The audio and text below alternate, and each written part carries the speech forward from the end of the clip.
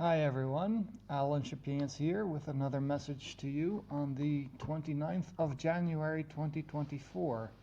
This week I'll be talking about proof of stake, how it is not objective, and why we prefer proof of work in Neptune. 2 weeks ago I was on a panel and the gentleman to my left side he made the point that this is all being debated to death, and and proof of stake is fine. Um, well, whether or not it's fine, I won't answer. But the thesis of my article, which I wrote more than a year ago, it's called "Proof of Stake is Not Objective" and has since been reprinted by Bitcoin Magazine. The thesis of the article is that it's a trade-off. It's not a strict improvement, it's a trade-off that can make sense for some microeconomies, but it does not make sense for a world economy, which is, after all, what Neptune strives to be. So in this video, I'll just be going through the main points of that article, hopefully in a more digestible way than reading it, but you're obviously welcome to read it. The link is in the description below. Fundamentally, the problem that we're trying to solve with cryptocurrencies is how do we get different computers to agree on the same ordering of transactions, because that ordering determines which transactions are valid and which ones are invalid.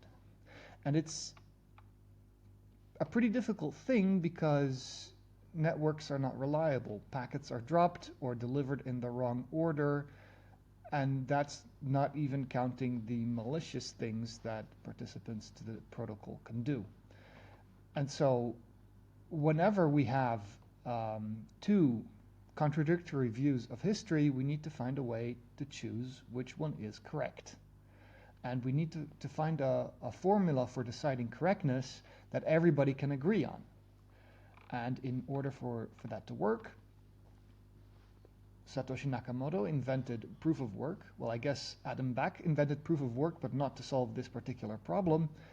Proof of work solves this by requiring people to solve a computational puzzle in order to claim that their view of history is correct. And then whenever someone else observes two competing views of history, they just look at which view of history has more accumulated proof of work. That's an objective metric, and therefore they have to come to the same conclusion. In proof of stake, there is no proof of work. There is no accumulated proof of work. There's not a single number that you can look at. Instead, what happens is stakers or validators, they sign off on what they think is the correct view of history. And the way you verify that they signed off on the correct view of history is by looking at their signatures and verifying those signatures against public keys that they published back when they put their coins into escrow. And the fact that they have stake in escrow incentivizes them to be honest, because if they are dishonest and sign multiple competing views of history, then those competing signatures would constitute proof of their dishonesty, and with that proof you can steal their escrow or slash their escrow. So there's an effective incentive mechanism for honesty here, but it's flawed because, it lives on a different region of the trade-off spectrum, because it doesn't guard against deep reorganizations.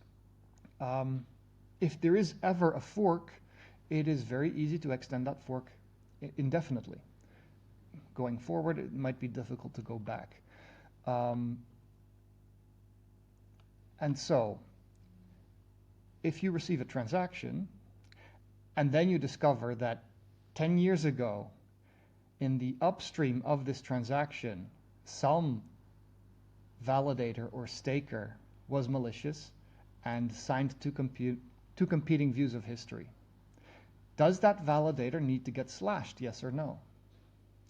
If that validator needs to get slashed, then you're never certain that you actually have the money that you have, because it might be downstream from slashed funds. All right, so that's not an option. Therefore, the validator should not be slashed. And in other words, going back a certain depth, reorganizations are barred. But that induces a whole different trade-off, because that makes the blockchain itself subjective. If there's no way to go all the way back to the Genesis block, and there's a limit to how deep you can go back, then it depends on who you ask what the reference point is. To which point do you go back?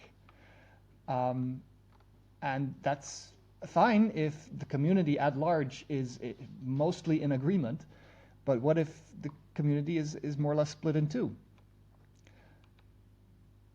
And this is why I'm saying proof of stake can work for microeconomies, as long as those microeconomies are in agreement about what the current state of the network is and who the current stakers are. It's fine.